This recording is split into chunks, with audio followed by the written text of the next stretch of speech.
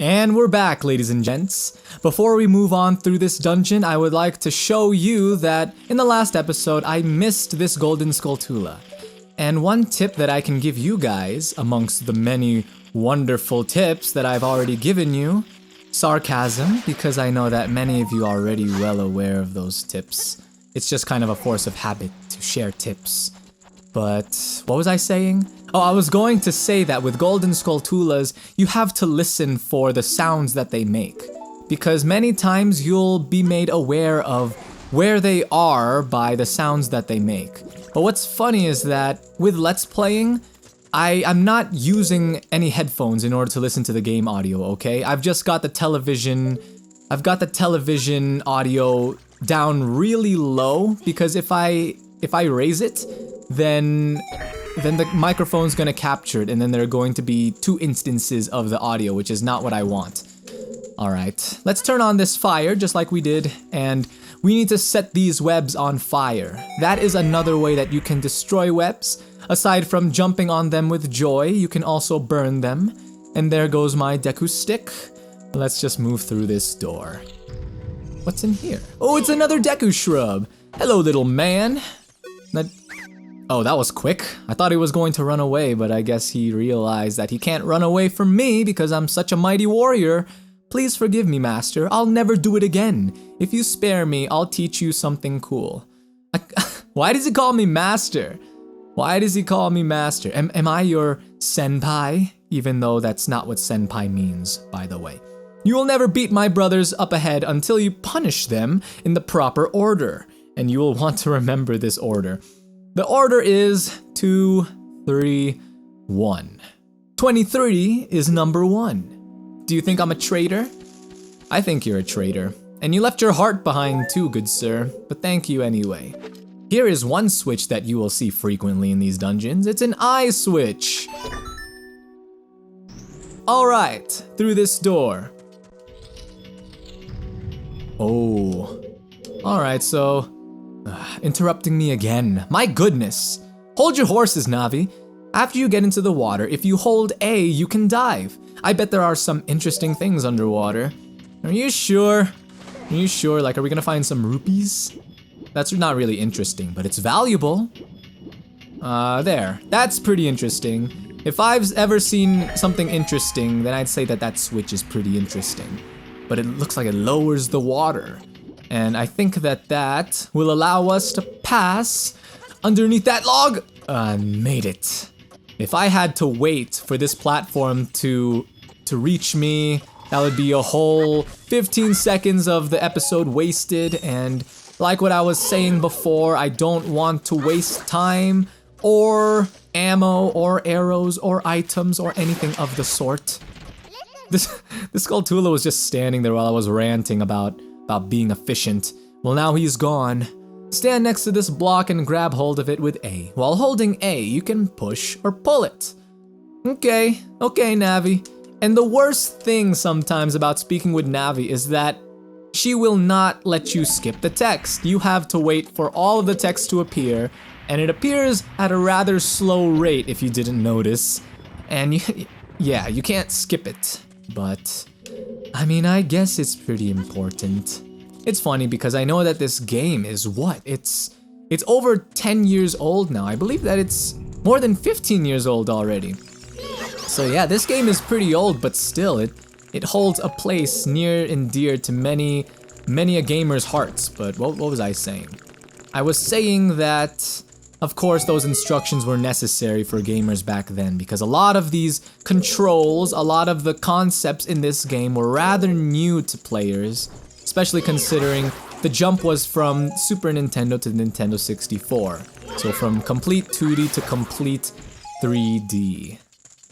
Although there were some 3D games for the quote-unquote 3D games for the Super Nintendo, think about Star Fox, for example. I want to try the original Star Fox. That would be quite the experience, in my personal opinion. I love the Star Fox games, and I hope that someday I'll be able to do a Let's Play of a Star Fox game. Possibly starting with Star Fox 64. Oh, but anyway, if you enter first person mode, take a look at the ceiling. and you'll look at you'll see some nasties up there. Some nasties, some things that you don't want to touch. Or some things that you don't want to fall onto the ground, so before they do, you can go ahead and shoot them if you wanted to. If you can, you know, assuming that you have good aim. Or maybe you can't. I guess you can't. Because my aim was pretty spot on. So I'm just gonna assume that you can't. But anyway, what happens is that once those little spheres fall, you will find out that they are actually eggs! There are eggs on the ceiling, and that's really gross. Especially considering that they are these little guys. That these little guys hatch from the eggs. That's kinda nasty. Ooh, speaking of eggs, I could go for some eggs right now. I love eating eggs for breakfast. And that's totally irrelevant right now. I will just burn the web, and I will stop talking about eating scrambled eggs. I didn't even specify. I just said eggs. And I just went ahead and said that I was talking about scrambled eggs. Let's burn this. Ah, it looks like we can't actually do anything here quite yet. But whenever you see a brown wall like that, that means that it can be blown up by bombs. Of course you can get bombs in this game. It's a Legend of Zelda game, guys. Of course you knew that. Let's make our way through this hole over here, and I believe that we are very, very near to completing the first dungeon. It's really not all that long, and I think that we would have been able to complete it in the last episode if I had made the episode just a little bit longer, but you guys know me. You know my style of Let's Playing, and that is to make episodes around 10 to 15 minutes long. A lot of Let's Players make episodes that are 20 to 30 minutes long, and that's totally fine. I have nothing against that.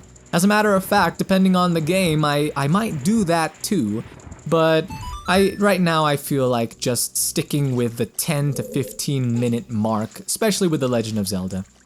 Alright, so the reason why I, oops, oh, a treasure chest. I didn't even notice that earlier. Why didn't I notice that? Did that treasure chest just, okay. I thought it was one of those treasure chests that would appear whenever you'd light a torch up. And that I had just missed it because I wasn't paying attention. I was too busy ranting about nonsense. Here we go!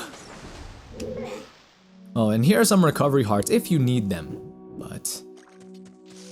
oh my goodness, there are 3 of them this time! And they're not hesitating right away.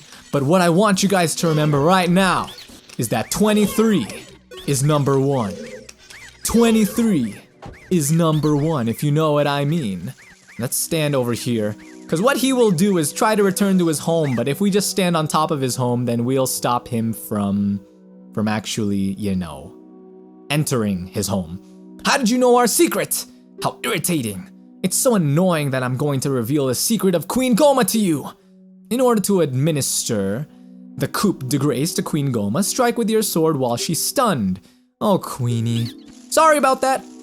So, okay, the way that I made him sound was a little bit nonchalant.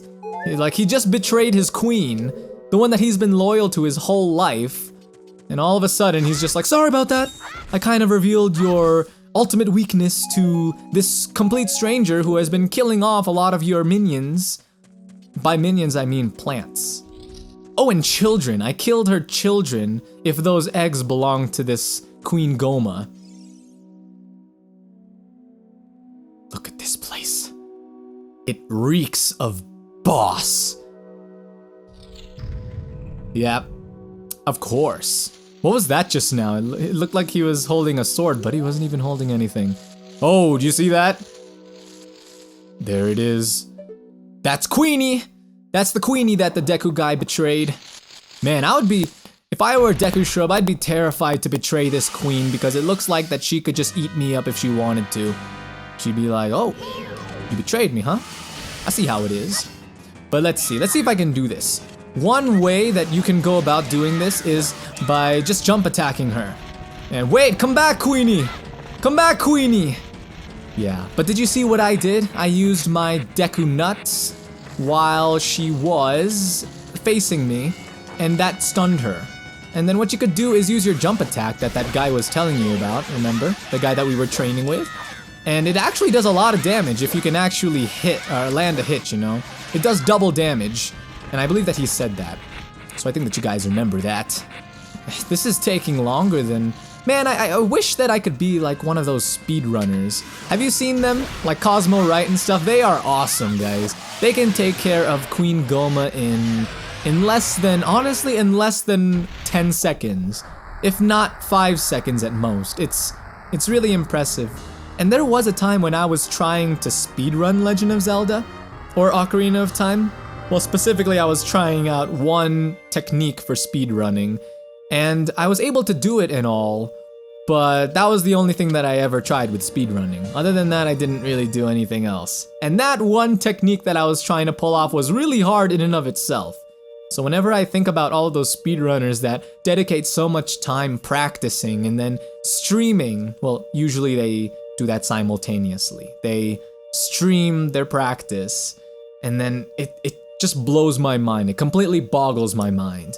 But here we have our very first heart container. Now we have 4 hearts. I will see you guys in the next episode. So until then, take care.